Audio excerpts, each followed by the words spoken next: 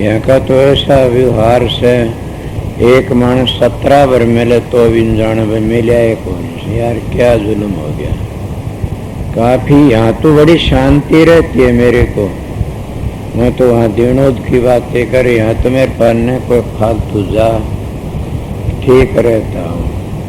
वहाँ तो और कोई नहीं, तो लड़की ने उड़न लागी जाए कि हम जाएंगे मिलें, क्यों मेरे बिगाड़े आसान से। मैं तो बल्कि ये तो यूँ कह दी कि नहीं महाराज जी आई नहीं मिलेंगे, और मैं सुन लूँ मैं कद आवन दे, तब ये क्या करे बेचारे। मेरा व्यवहार ये क्यों, मैं छोटी उम्र थी साधुओं का बहुत गया। जहाँ जिस साधु के पास जाया करता था उसके को पैरा पाम दाग गए तो मैं क्या हुआ, ये तो मिनिस्टरों का काम है, पैरा लग रहा। साधु महात्मा पैरे की क्या जरूरत है। जिसके साधु का अगर पैरा लग गया वो साधु कौन कहेगा उसे, उसको मिनिस्टर कहो, राजे महाराजे कहा करो। मेरे में ये कमी समझ लो चाहे सच्चाई समझ लो, मैं इन चीज़ा सारा बच के रहा। सुर सच्चाई तो महाराज फकीर चंद पंडित के होशियार का दे, संत तारा चंद आग लागो इस गुरुआई का, आग लागो इज्जत का मान बढ़ाई का, अपनी आत्मा साफ रखना। मेरे बाद जची से मन अपनी आत्मा का फिक्र है, समझ गए। कई कई महात्मा अपनी आत्मा को काली कर लेते हैं, कई कई संत अपना जीवन बिगाड़ लेते हैं। उसका क्या दशा होती है। जब दरबार में आया आकर लगा अंदाता क्षमा करो, बड़ाई करने लग गया, उनकी भांडो काम था। बोला क्या बात है, बोला मैंने इनाम दो कुछ। बोला क्या करे, बोला मैं त्यागी का सांग दिखाया था। त्यागी का कहाँ दिखाया कि आप गए थे 10,000 की थैली धरी थी। त्यागी साधु ऐसा होना तो सत्संगियों मैं सवेरा अहंकार में नहीं कहता न, मेरे सतगुरु ने मेरे को त्याग दे दिया न, मैं ये राह नहीं चलूं, न पीछे दूंगा तुमने, न मैं तुम्हारी इतनी मत और एक तो लाग जाए क्यों। गेलो बेलर नीम चढ़ी, कोई भागी अवस्था सतगुरु की दया थे, उन्हें ये नियम करा दिया थे संगत के पीछे तेरे शरीर के लिए न बरतना। इसीलिए मैं आप लोगों की मदद करने का 4 पैसे को देता तो बिगाड़ने की कोशिश नहीं करता, नहीं कि तो महाराज की धरोहर से, इसलिए इन पैसों को तुम्हारी दे देता ला देता हूँ। ये आप लोग भी त्यागी बनो। वो राजा करना गया तो उसमें मैं 10,000 की थैली दी थी। आज तू क्या मांगता, मैं 100 रुपये दे दूंगा, बस घने में दे तो। अरे मूर्ख 10,000 ले क्यों न गया। बोला तेन पता है 10,000 ले जाता तो त्याग का बट्टा लग जाता है। मैं त्याग का साधुपने का बट्टा लगाना नहीं चाहता ने कि उसका बट्टा लग जाए। मैं तो त्याग का सांग पूरा करके दिखाया साहब ने। तो मैं भी सतगुरु का अगर सिर झुका के कहता हूँ सवेरे सवेरे, दाता मेरी मदद करता रहना, तेरी बताए वचनों का मैं बट्टा नहीं लगा दूं बस। मन और कोई भय नहीं है ने, टेम निकलता जा रहा है, उसकी मर्जी होगी करावे। फिर मैं यही सोचता हूँ दाता इस शरीर पे कोई बुरा काम न हो जाए, मैं तेरे वचनों का बट्टा न लगा दूं, तेरे वचनों तो बाहर न चला जाऊं, तेरे वचनों में रहूंगा तो तिर जाऊंगा। इसीलिए सतगुरु के केले जीते रहना सीखो, तिर जाओगे आप लोग। उनकी बड़ी भारी दया थी। बोले रह गई बात महात्मा राजा करने लगे, ये तो दिखा दिया त्यागी का। मैं तो योगी का सांग देखना चाहता था, आपने घोड़ा जोड़ा मांगा, बोले वो भी दिखाऊंगा, ठहर जा। वो समाधि लगा के बैठी है। जैसे महाभारत सुना होगा, और द्रोणाचार्य का लड़का कुनस्थान में था, उन्हें तीर छोड़ तो दिया, उल्टा मोड़ना को नहीं जाने था ना। आप बताइए दुर्गति उसकी अच्छी तो नहीं है। इसीलिए सुरत को चढ़ाना सीख लेते हो, मोड़ना नहीं जानता, तब भी सतगुरु पूरा नहीं मिला ने। पूर्ण सतगुरु जो मिल जाता तो चढ़ाना ही बताता, फिर उतारना ही बताता, नहीं तो पागल हो जाए इंसान। पूरा खिलाड़ी होना चाहिए। महाराज फकीर तुम अमेरिका जा रहे थे, उनने कुछ ध्यान में क्या किसी ने कहा कि महाराज ने बता दो उनकी सूरत चढ़ गई, वापस नहीं आओगी।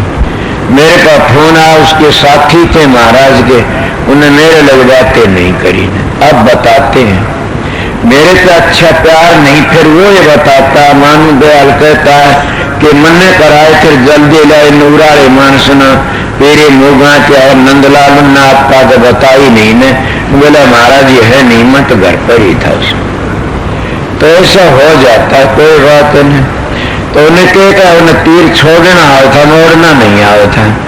इसीलिए कई योगी लोग भी सीख लेते, वो उल्टा मोड़ना नहीं सीखते ने। उन्हें अपनी समाधि लगा ली, तारनी नहीं जाना था ने। और ये बहुत बड़ी बात नहीं है सूरत का चढ़ाना, उतारना चढ़ाना। ये तो सारी जिंदगी लागे रे, कौन चढ़े न चढ़नी हो। तो सतगुरु की दया जो हमारा अंतःकरण साफ होता, निर्मल होता, तो शांति ताप ही सब सुने जरा भी बन जाता काम। उतारने का भी जरिया मामूली सांस है। इसलिए वो बैठ गया, समाधि लगा के न राजा देखे ही तो नहीं उठे, उसको प्रेकड़ आई घेर दी, मुद्दी मार दी। इसलिए जो कुछ भी इसने कर्म किया हुआ है, खाए 50 गुरु धारण किए हुए हैं, वो इस आवागमन के चक्कर से, इस जो भूमंडल का जो ग्रेविटी है, इससे बाहर नहीं जा सकता। मेरे बख्शीश सिंह सुन रहे हो,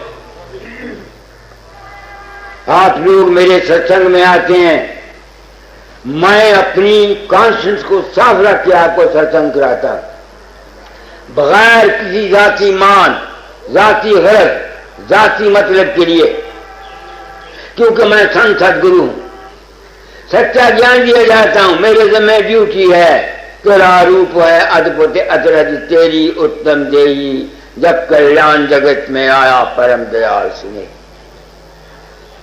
तो जो आदमी तुम बूढ़ी बूढ़ी मेरे पास आज कपूर सिंह आंखें खोल, सारी उम्र तुम सत्संगी बने रहे, अगर तुम्हारा आखिरी समय तक तुम्हारा प्रेम फकीर चंद की देह के साथ, बाबा सावन सिंह की देह के साथ, या किसी मंदिर के साथ, आदमी असूल की दौलत के साथ, मकान के साथ है, तुमने लाख जिंदगी में तप किया हुआ है, गुरु की सेवा की हुई है, गुरु के थूक खाए हुए हैं, पांव चाटे हुए हैं, मत उम्मीद करो कि तुम इस ग्रेविटी या भूलोक के मंदिर से तुम बाहर जा सकते हो। समय तो लाल सिंह, अमर सिंह, मास्टर मोहन लाल, जो आदमी मुंशी राम, जो आदमी मेरे से प्रेम करते हैं, उनसे मैं अपनी ड्यूटी नारायण दास वाला जितने अपना फर्ज पूरा कर देना चाहता हूं। गुरु की दया है क्या? तुम समझो गुरु ने फूंक मारी है, नादानो तुम भूल में हो। जब दया गुरु की हुई, निश्चय की शक्ति मिल गई, निवलता जाती रही और बल की शक्ति मिल गई। आ गए सत्संग में और संग सत का हो गया, दुर्मति जाती रही और सुमति की शक्ति मिल गई। क्या कहा? तो आज मैंने सत्संग किया था आपको, मेरे दिल में ख्वाहिश था, कबीर पंथू के साधु के मरने के ख्याल से हम लोग साधु हो जाते हैं। तुम हमारे भगवे कपड़े को देखते हो, हमारी डायरी को देखते हो, हमारी बातों को देखते हो, तुम बेवकूफ बन के लुटे जा रहे हो, तुमको मिलता कुछ नहीं, मगर तुम लोगों को पागल बने हुए फिरते हो। अब वो बेचारा 11,000 था, 10 साल में उसने 11,000 उस वक्त था, 10 साल में 10,000 रुपया और कमाया, उसने खाया भी हुआ, कहां से लिया? बस बातें करना मेरी इतना जानता था, भगवे कपड़े पहने हुए थे, जो आता तो आज मैं उसकी क्रिया करना चाहता। नरसिंह दास की आत्मा, अगर तू यहां कहीं है, मेरा सत्संग सुन, अपनी आग घन प्रकाश और शब्द में जा। बस मुझे क्या पता वो सुनता है कि नहीं सुनता। लोग कहते हैं कि सूक्ष्म शरीर निकलता है, साइंस साबित करती है होगा। तो इसलिए मैं उसकी आज क्रियाकर्म करता हूँ और उसके फोटो ली हुई है। मैं चाहता हूँ ये फोटो इस मेरे सत्संग के साथ मानव मंदिर में छपे, क्योंकि उसने अपने रिश्तेदारों का कोई पता नहीं दिया। अस्पताल वाले ने पूछा तेरे गुरु का बाप का क्या नाम है, वो कहता गुरु। अगर कोई रिश्तेदार है तो वो अपना सबूत दे करके पंजाब नेशनल बैंक से 19,000 रुपया वो ले सकता है। उनकी कॉपी हमारे पास पड़ी है। बैंक वाले तो लेते नहीं, हम साल पर रखेंगे नहीं, फिर पा डालेंगे। इस वास्ते ये सत्संग दे रहा है। बाकी जो कुछ सदगुरु की महिमा है, जो सदगुरु करता है, जो सदगुरु की ड्यूटी है, कैसे वो जीवों को पार करता है, मैंने वो बता दिया। मगर चूंकि हर एक आदमी इस ख्याल से जीव के पास, गुरु के पास नहीं जाता, इस ख्याल के लिए गुरु के पास पहुंचा गए, उसके लिए और तरीका है। उसके लिए एक तो भवसागर से पार होना, एक भवसागर में तरना। कबीर ने कहा गुरु लगावे भव के तीर, यानी वो भवसागर से पार कर। तो मैंने बता दिया कोई शख्स लाख तुम दान करो, पुण्य करो, जो मर्जी चाहे करो, नाम जपो, शब्द सुनो, अगर मरते समय तुम्हारा प्रेम गुरु की देह के साथ है, उसके डेरे के साथ है, तुम लाख खूखार रुपया गुरु के दरबार में दिया हुआ है, क्योंकि तुम्हारा प्रेम उसके देह के साथ है, तुम्हारे मन में वजनी होगा और वजनी होने के कारण ग्रेविटी ऑफ अर्थ तुमको पार नहीं ले जाएगी। साइंस का असूल है, कौन रोक सकता है इसको? लाख तुम वेद पढ़ो, लाख तुम गीता पढ़ो, मैं हैरान होता हूं। बाजे वक्त गीता अर्जुन ने 18 अध्याय कृष्ण के मुंह से सुने। भागवत कहती है वो नरक में गया। गुरु अर्जुन देव ने लिखा प्रभ सिमरन से पतवंते, प्रभ सिमरन से धनवंते, प्रभ सिमरन से दुश्मन चले। उनके भाई ने उनके साथ वो दुश्मनी की जिसका अंजाम सब दुनिया देखती है। मैं जाऊं तो किधर जाऊं? मैं हूं रिसर्चर, मेरे वहम का कोई जवाब नहीं देता। तुम लाख गीता पढ़ो, लाख ग्रंथ साहब पढ़ो, लाख सुखमनी साहब पढ़ो, मुझसे तो, मगर जब तक तुम्हारा अमल ठीक नहीं है तुम इस भवसागर से पार नहीं जा सकते। आसान तरकीब बता दी मैंने साइंस के कि मरने से पहले अपने मन के अंतर से सुंदर पुरुषोत्तम दास किसी भी असूल पदार्थ से बाप बेटा भाई गुरु की देह या मंदिर या मस्जिद या मक्का या अगर तुम रखोगे तो साइंटिफिकली साबित हो गया कि तुम्हारा मन भारा होगा, शरीर वो ग्रेविटी अर्थ तुमको खींचेगी, तुम पार नहीं जा सकते। तो मैंने आज अपनी ड्यूटी संत सदगुरु वक्त होने की पूरी कर दी संसार के लिए। पर वो कबीर का पहला शब्द क्या है? मुझसे कोई ना आया मैं तो चाय पी लूं। उठते कोई न आया, जासे पूछूं जाए, इतते सब कोई जात है, भार लदाए लदाए। उठते सतगुर आया, जाकी मत बुद्धि ढेर, भव सागर के जीव को खेल लगा लगावे ती। कैसे गुरु लगाता है मुझको नहीं पता, कबीर साहब को पता होगा कि वो अपने चेलों को कैसे पार कराता है, मुझे नहीं पता। दाता दास कैसे अपने चेलों को पार कराते होंगे, मुझे नहीं पता।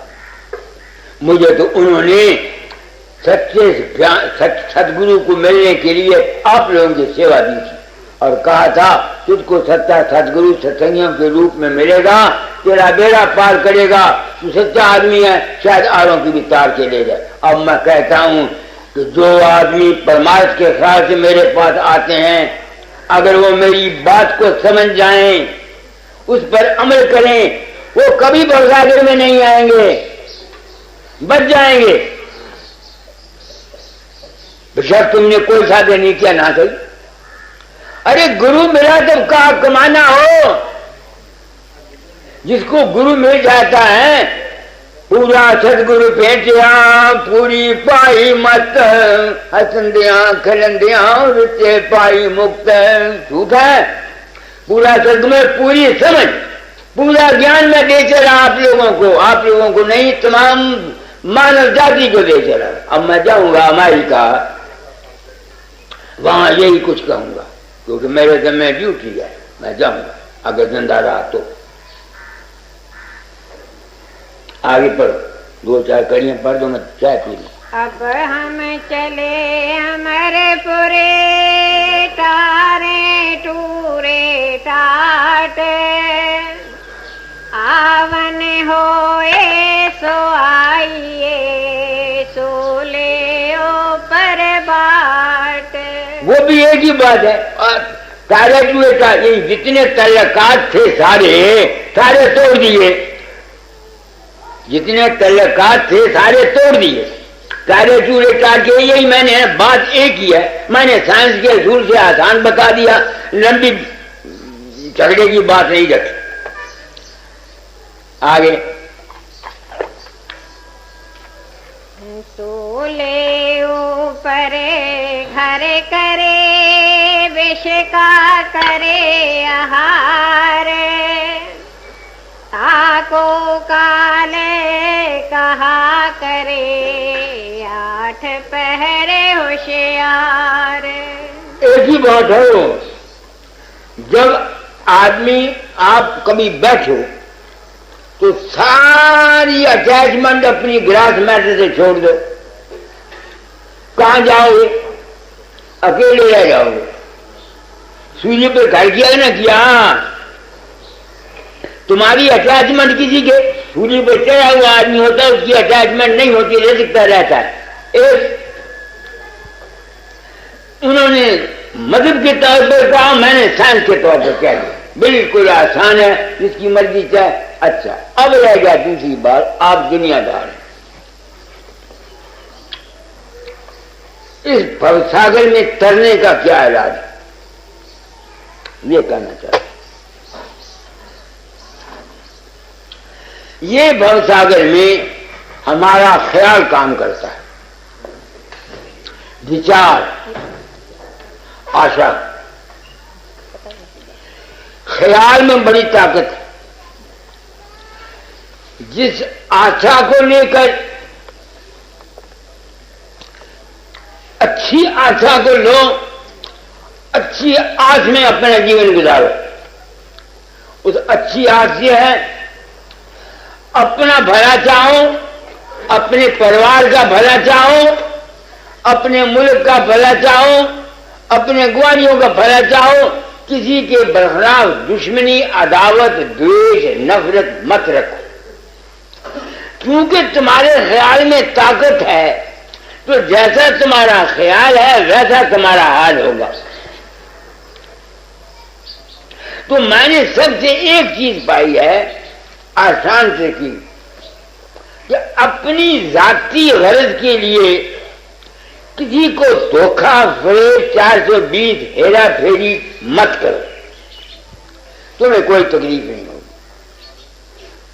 क्योंकि हमको जो सजा मिलती है या जजा मिलती है, वो हमारे अपने ही ख्याल की होती है। तो जिस शख्स अपनी जाती गरज के लिए किसी को तंग नहीं करता, वो पाप भी कोई नहीं करता। दुनिया के व्यवहार में ये सब कुछ करना पड़ता, मैजिस्ट्रेट बैठा हुआ होता है, मुकदमा उसके पास आता है, किसी को फांसी दे देता है, किसी को कैद देता है, उसी को पाप है। सवाल सिर्फ अपनी जाति यही वजह है कि मैं अपनी जाति जिंदगी के लिए कोई भी हेरा फेरी नहीं करता। जो कुछ है तुम्हारा ख्याल।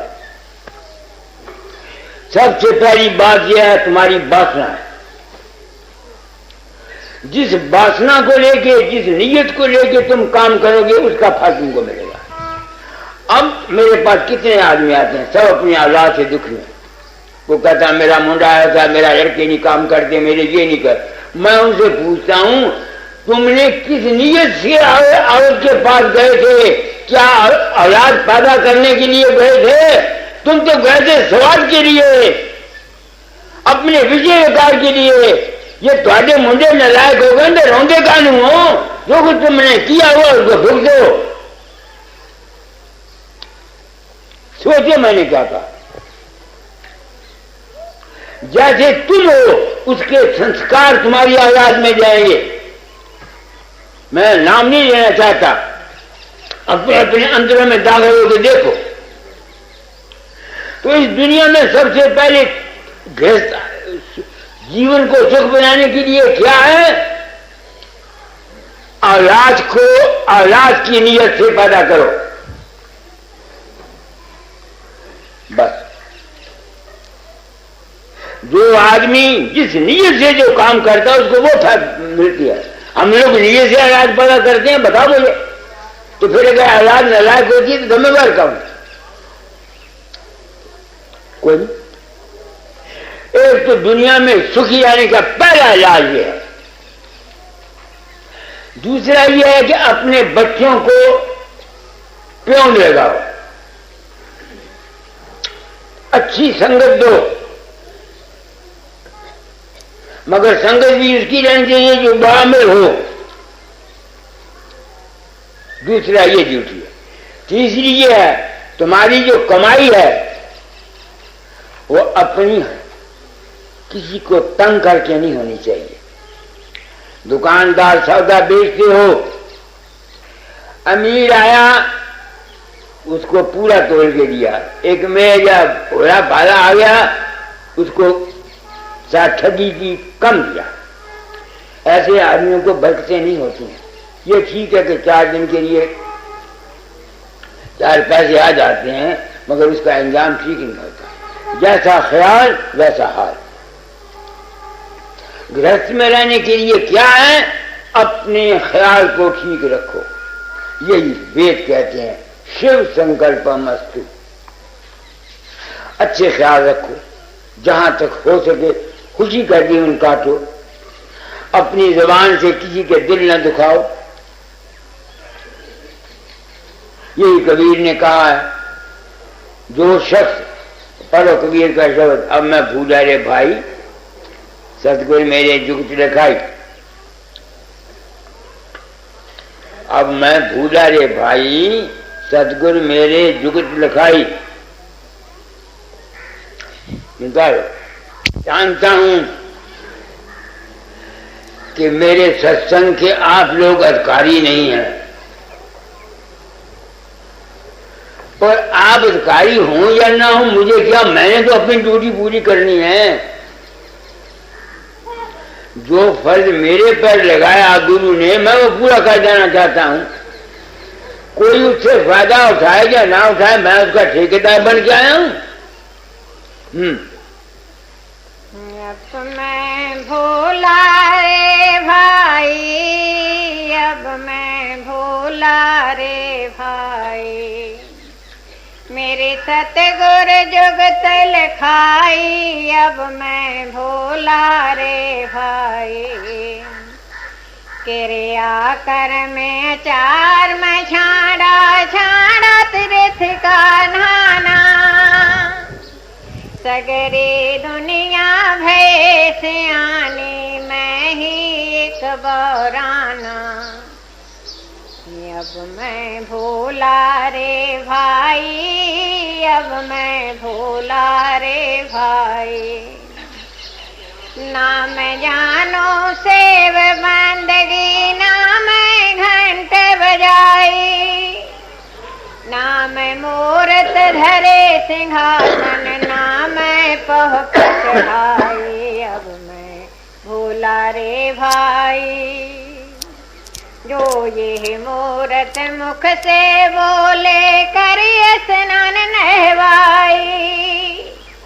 5 टका हम देते ठटेरे, एक ही हाँ ले आई। अब मैं भूला रे भाई। अपना धर्म जो निभाता है और इसका जो फर्ज है वो अपनी ड्यूटी पूरी करे। खान का जो फर्ज है अपनी ड्यूटी पूरी करे, लड़के का जो फर्ज है अपनी ड्यूटी पूरी करे।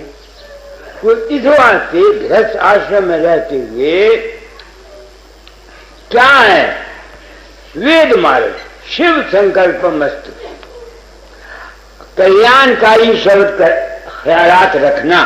तो अपनी ड्यूटी पूरी करनी चाहिए, फंसना नहीं, ड्यूटी अपनी पूरी करो। तो जो आदमी अपने फर्ज को पूरा नहीं करता, एक आदमी है और मंदिर में जाती है, गुरु के पांव भी दबाती है, घर में आके खत्म से लड़ती है, बच्चों से लड़ती है। तुम मुझे कहो वो भक्त नहीं है, मैं नहीं मानता, बुरा ना मान। ये बात सच्ची। गो अब जमाना बदल गया, मगर आदमी को कोशिश करनी चाहिए कि जहां तक हो सके बैठियो, तुम आती हो, मैं तुम्हें एक ही गुरु बताता हूं, अपने घरों में शांति रखा करो। तीसरी नई चीज जो मैं तुम लोगों को बताना चाहता हूं, मेरी बात सुन लो, जो मेरे चेहरे में आई। मेरे पास बड़े बड़े नौजवान 27-28 साल के कई आले स्कूल मास्टर बड़े बड़े कहते बाबा जी अशांत। जो चोर होता है ना, डाकू, उसको अगर पुलिस का इंस्पेक्टर बना दिया जाए ना, वो चोरों को खूब पकड़ता है। मैं खुद गंदा इंसान था।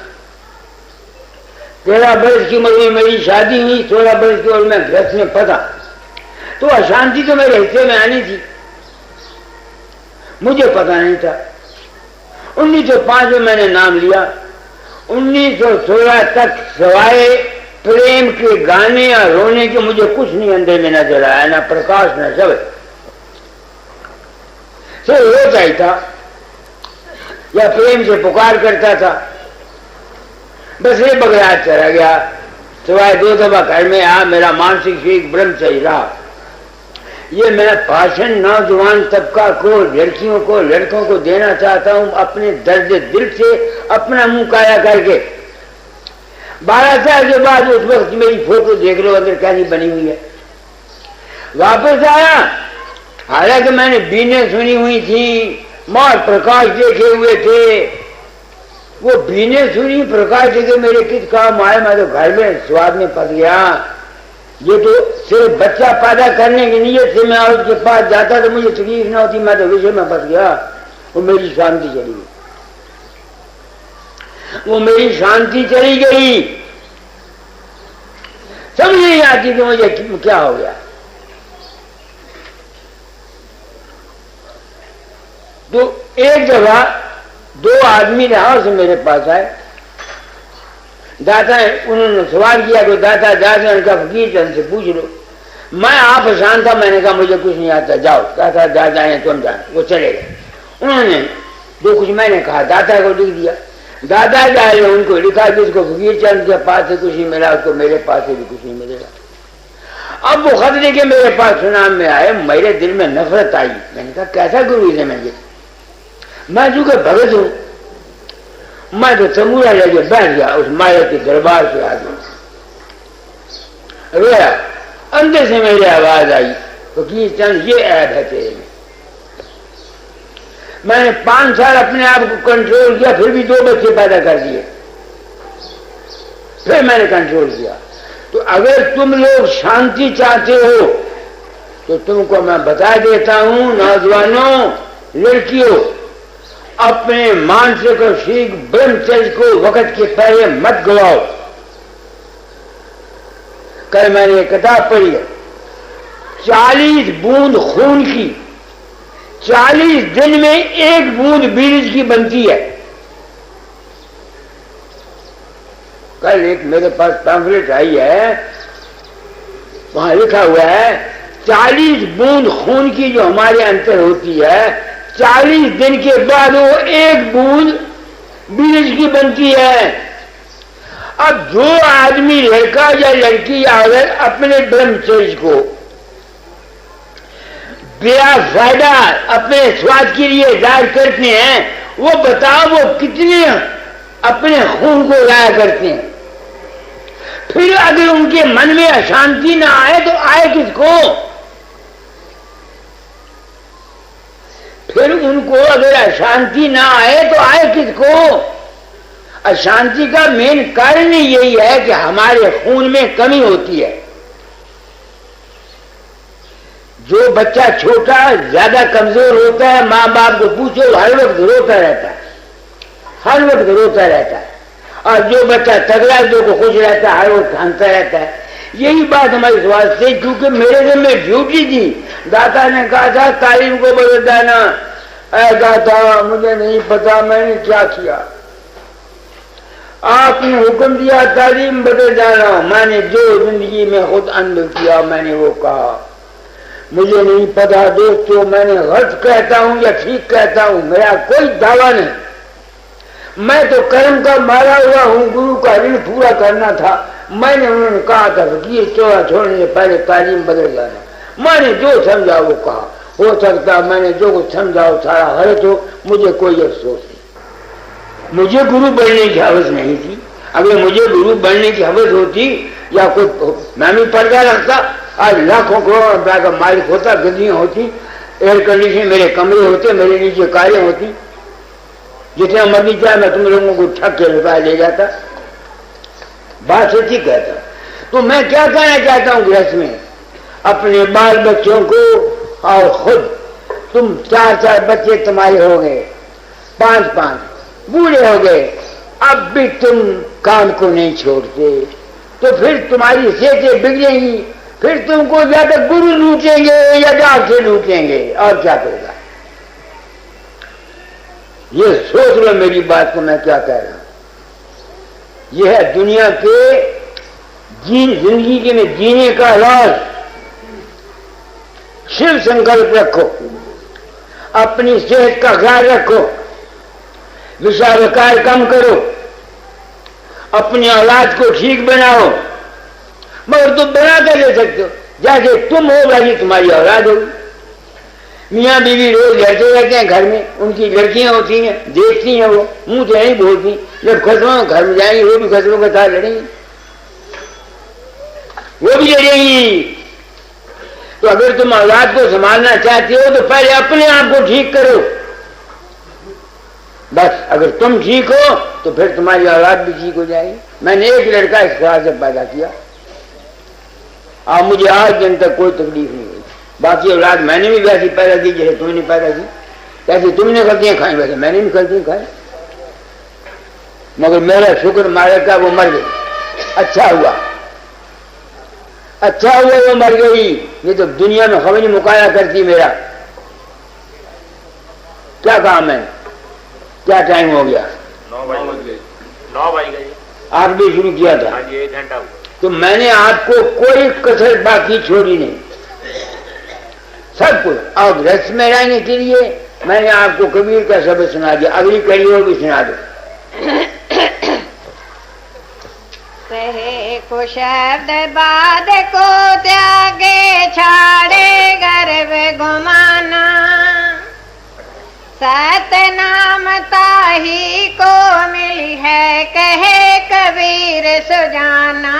अब मैं भोला रे भाई, अब मैं भोला रे भाई। अब देखो कबीर क्या कहता है, सतनाम उसको मिलेगा जो शब्द को सहेगा, किसी की बात की सख्त बात को बर्दाश्त करने वाला जो होगा वो सहेगा। अगर वो नहीं सहता, गुस्सा करता है, नारे बरदा या ठोकता है, वो सत्यनारायण को नहीं पढ़ा सकता, बेशक बाबे वकील को 10,000 रुपया दे दो।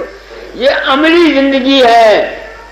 मैं तुम लोग कपूर सिंह, तुम लोग जो बड़े मेजर बख्शीश सिंह, या तुम लोग जितने मेरे पास आते हो परमार्थ के ख्याल से, लाल सिंह वगैरह, मैं अपनी ड्यूटी पूरी कर देना चाहता हूं ताकि मेरी आत्मा पर गुरु बनने का कोई पाप न लगे।